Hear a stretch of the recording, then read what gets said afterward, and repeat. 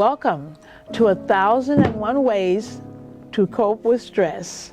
I am Professor Kinshasha Shabaka, and we are honored this morning with part 2 of The Noble Touch. Mr. Jeff Noble is the director, he is the CEO, and he is the founder of The Noble Touch.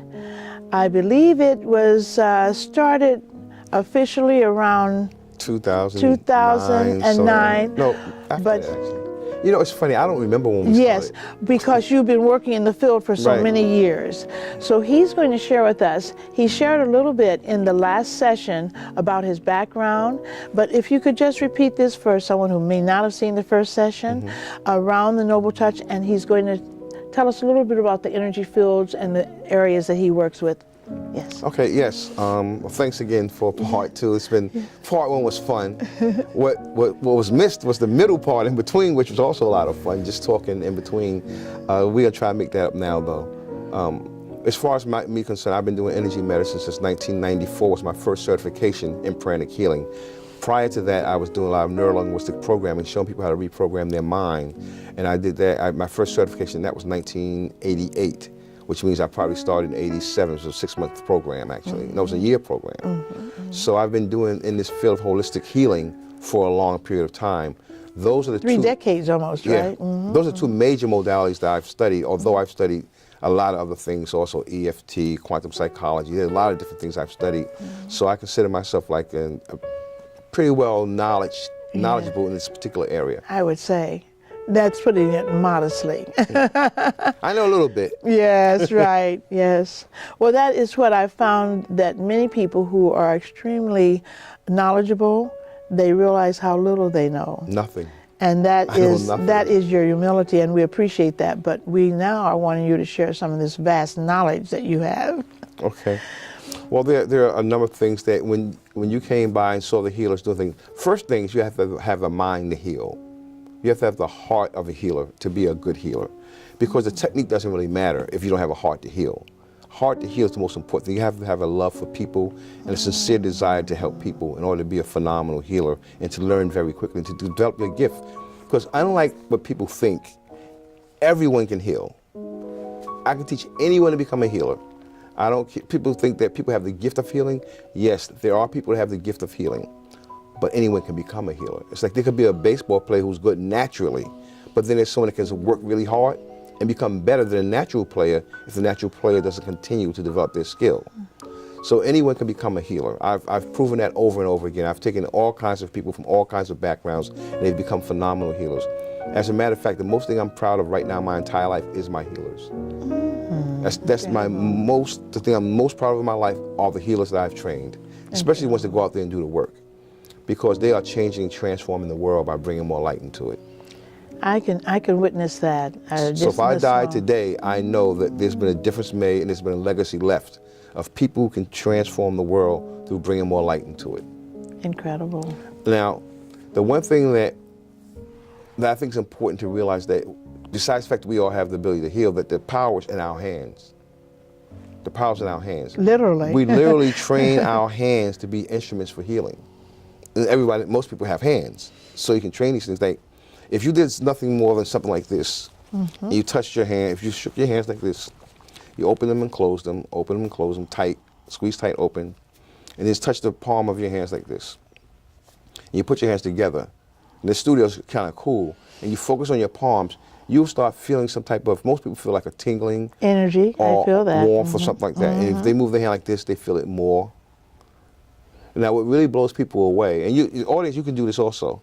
What really blows people away if they feel their hand like this, and once again, you have to focus on the palm, continue to breathe deeply in and out about 6 times, and you feel either repulsion, people feel like it's repelling, some people feel warmth, some people feel tingling.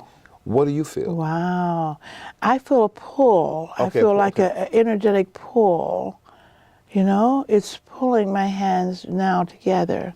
Now do like this. Energy. You can still feel it. Yes, you can. Right.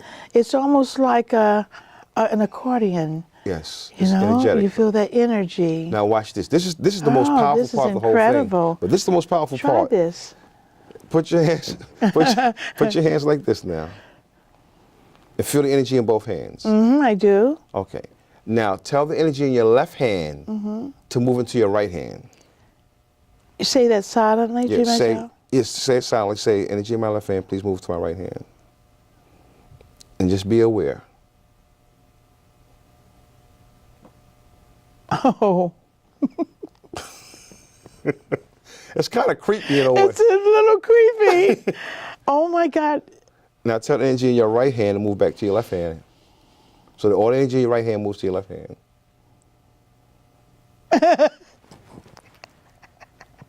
My hand wants to go over like this, though. Right. So what's happening here? Oh, first of all, distribute it evenly again. Oh my goodness. Tell the balance out again. And then think about a part of your body that may need some healing energy. And just place your hands on that part of your body that may need some healing energy. If you have some pain in your knee or your shoulder, just take that. Okay, Right? okay. Just place it there and let it integrate. Okay. I do it this way.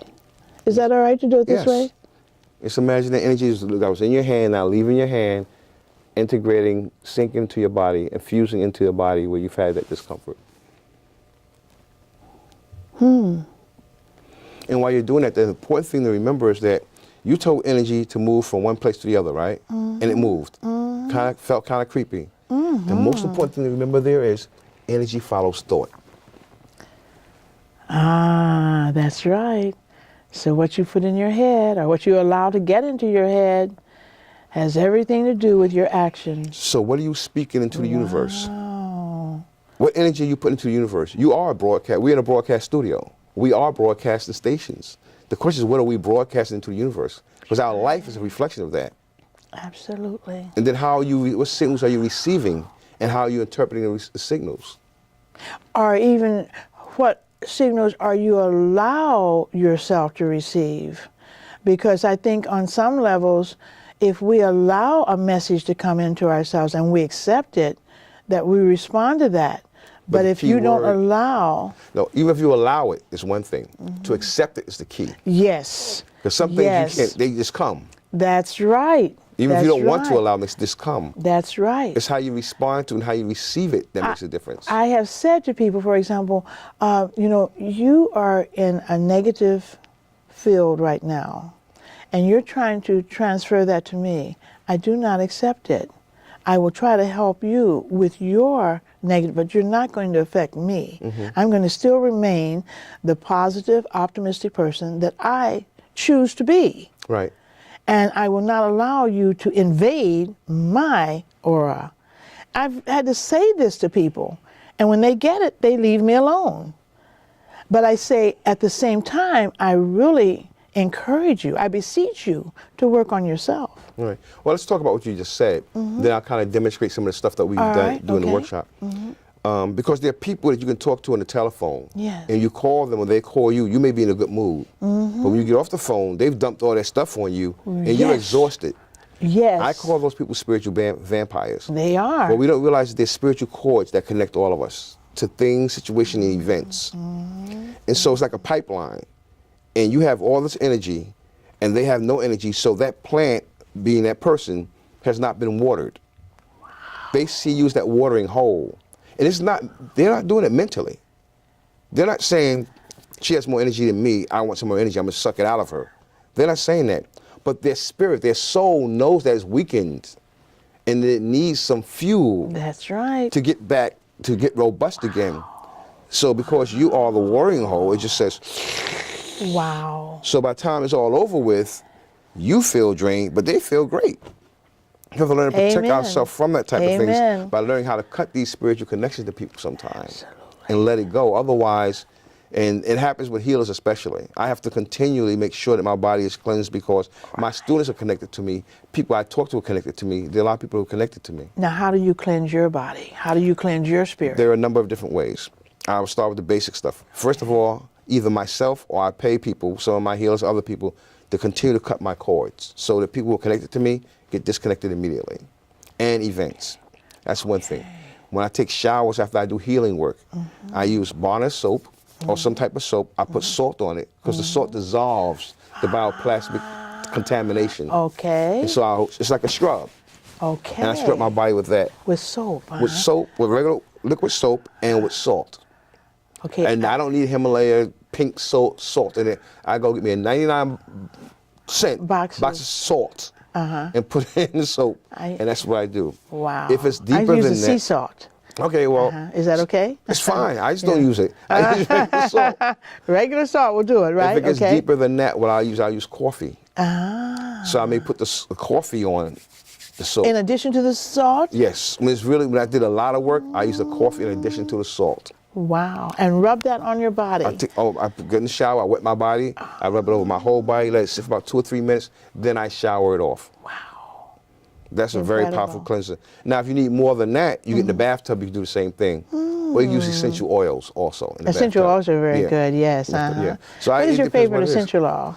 Do you have one? Whichever one I have in my hand at the time. Oh, No, okay. I have a lot of different essential oils that I like, Yes, so I don't right. have a favorite one. I like the basic ones, but then there's certain blends that I use also that are combinations of the different ones. That I like. But those you can leave on your body after you've cleansed it, can't you? Yeah. Yeah. So after you do the salt and the water, then you can use the essential oils to just leave on your body. Yes. Yeah, that's wonderful. Yes. And sometimes I put in the bathtub too, though. Just Yes, depends on right. how dirty I feel I am, and I can just do And like you this can and feel my tell. body. Yeah. I The can do weight. like this. Do you now? How do you feel your body? Does it feel heavier? How does that weightiness of cleansing someone else feel on your body? Depends. Depends on how dirty they are or how powerful my aura is at the time. If I've done the exercise to make sure that I'm in peak state, I'm gonna feel a lot less than if I just walked in this. Like if I walked in the studio, start working on somebody, I feel it more than if I had prepared before I walked in. Because it's not you doing the healing. You're just a vessel.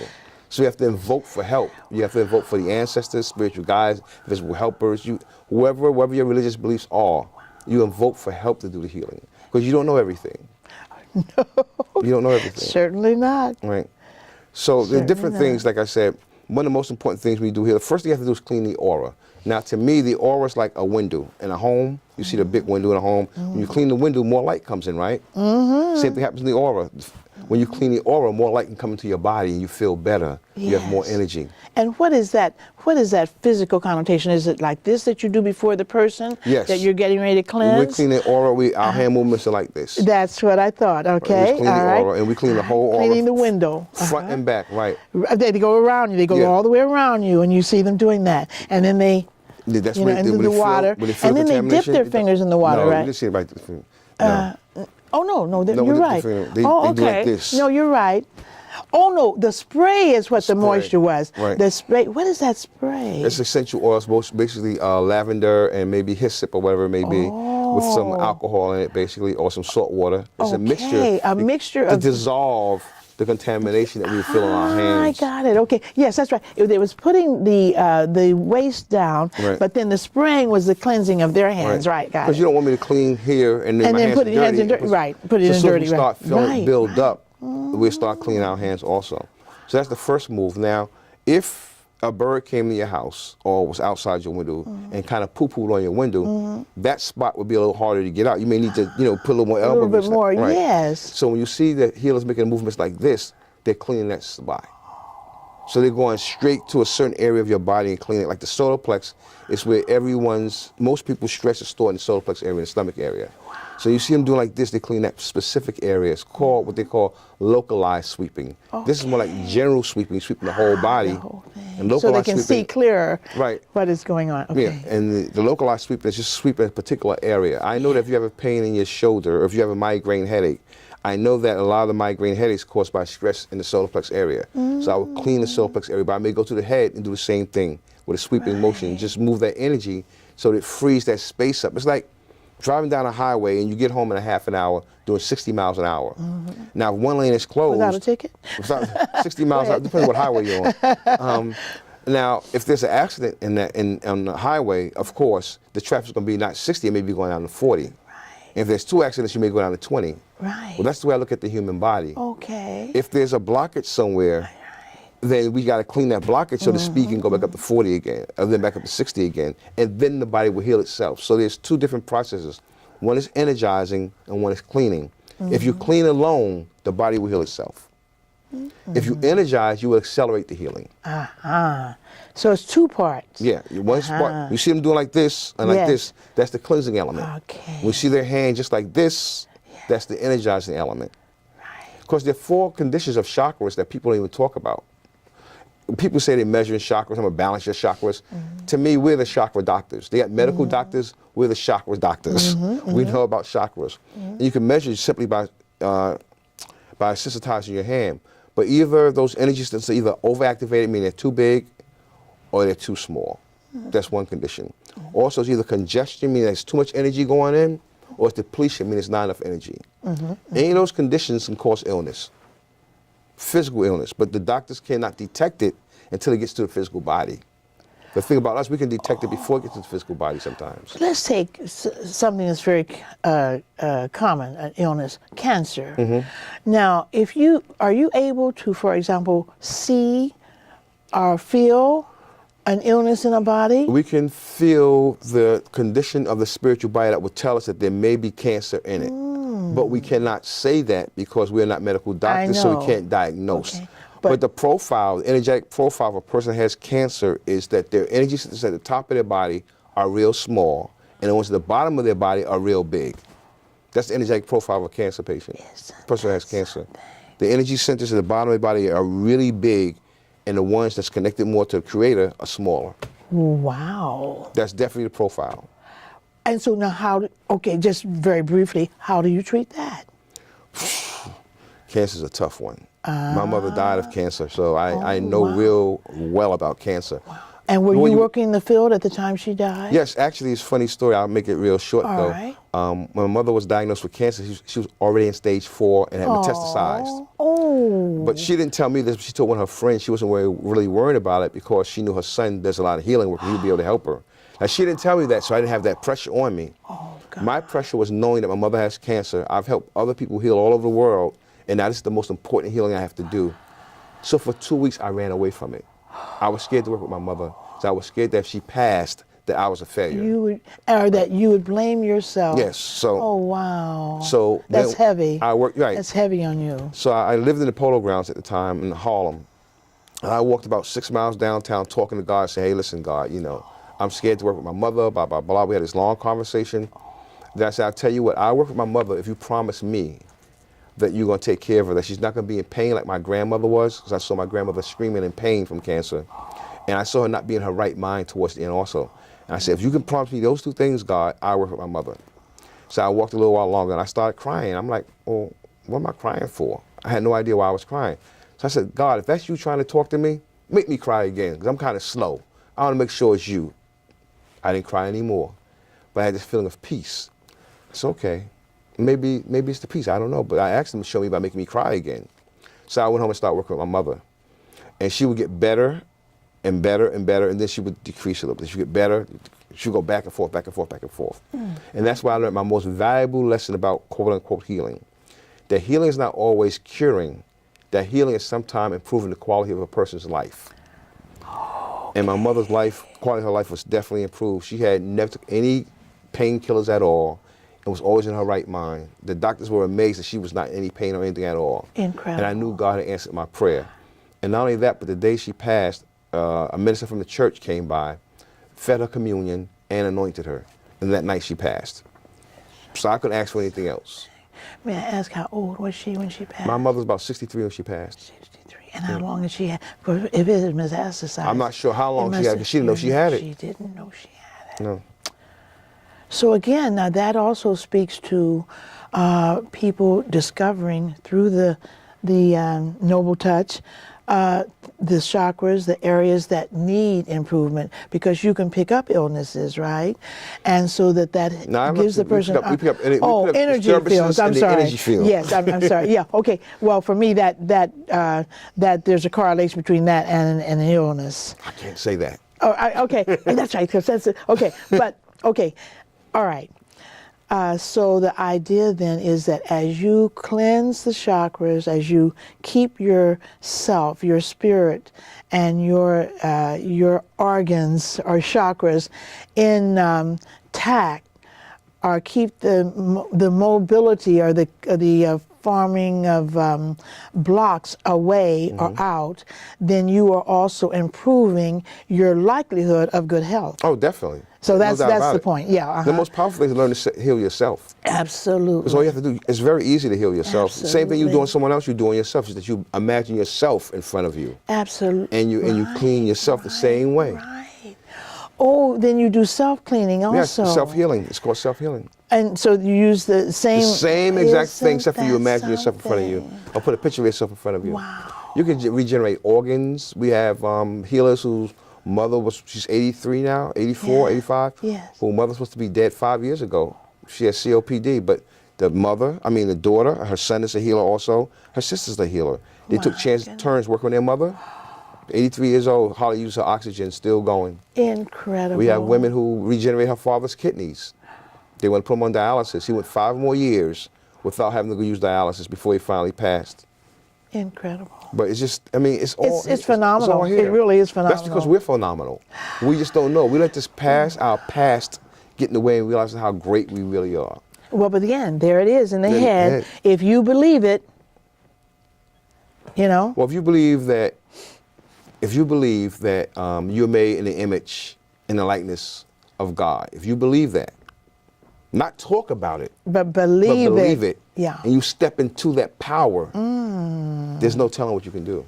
Absolutely. We talk about it, we Yes. intellectualize about it. I know. But do we really absorb that possibility and realize that you are in that that is who you are? But that takes on not just a spiritual, but a visceral quality. Yes. I mean, you literally feel it in your every cell of your body. And you move through life that feels way. that power. But guess what happens? What? People start calling you strange, start looking at you funny, Yeah. start ostracizing you. Yeah. I mean, Oh, then I'm on the way.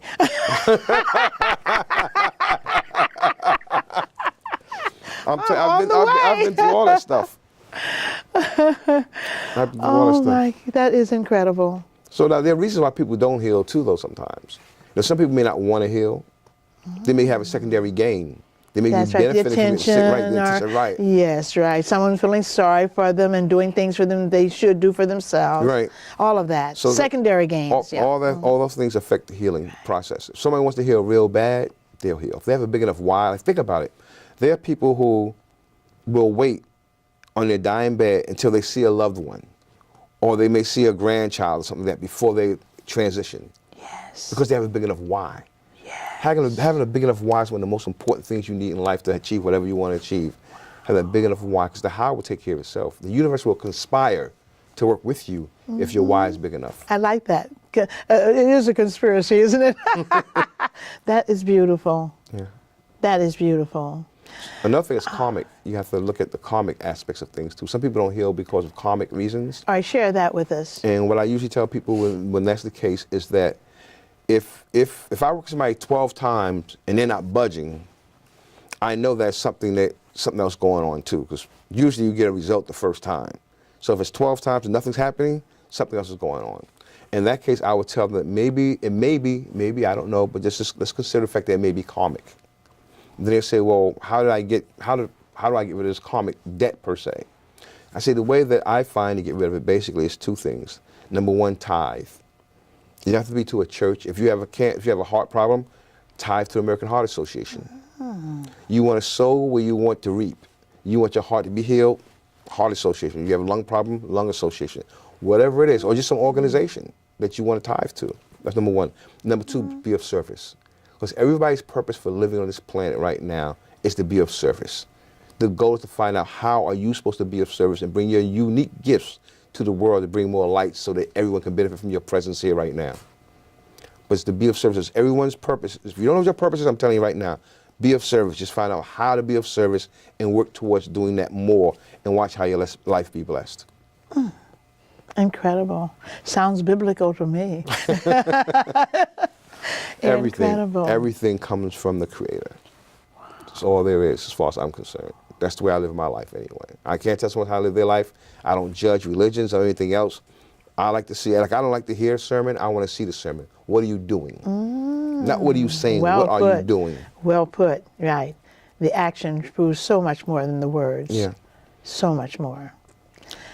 Oh. Incredible. Well, I have so many questions, and as I say, I hope you don't think you can get away with 2 sessions. I like that some of my students come on without me being here. You can talk to them. Oh my God, that's wonderful. I will look forward to that. Right. So this is part 2, and I hope we will have many parts to continue. Thank you. And again, I thank you so much, Mr. Nobles, for all that you've offered and shared with us today.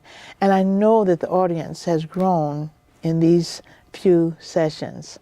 You're going to give them my information, right, on the screen? I would like for you to do that now on the screen, but you give it to them verbally as well with your all your identification. Thank you. Well, you can go to our website, which is the Noble Touch, thenobletouch.org. That's THENOBLETOUCH.org.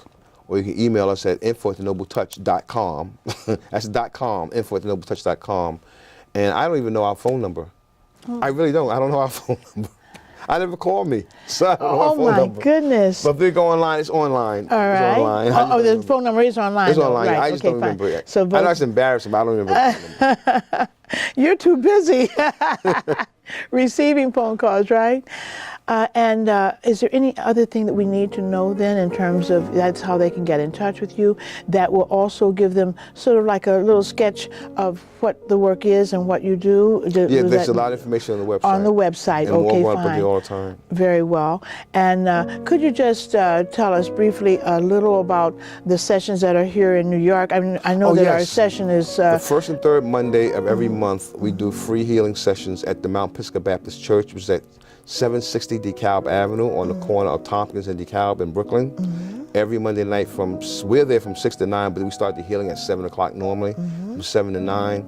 It's a wonderful opportunity to come out and be introduced to the work, see how you like it. I guarantee you it's going to be... And how you feel. Yeah, how you feel afterwards. It's going to be it's going to be a credible experience for you most of the time. I'm not always there, but I have people who are very, very good. You know, the Bible says you can tell a tree by the fruit it bears.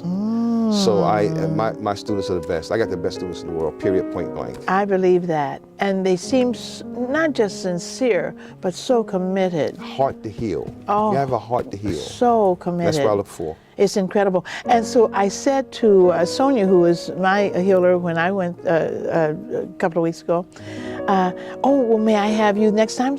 Oh, need not fear. Whoever you pick, and that was the interesting thing, where you pick a name from a hat, and there is who is coming to heal you. No coincidence. And so I'm saying, I was so impressed with her, I thought, well, maybe I should have her again. He said, don't worry. All of us are equally and well trained. Yes. So again, I thank you for listening to 1001 Ways to Cope with Stress. And I thank you, Mr. Nova, for being here and sharing the wealth of your spirit and your knowledge. Thank you. All right.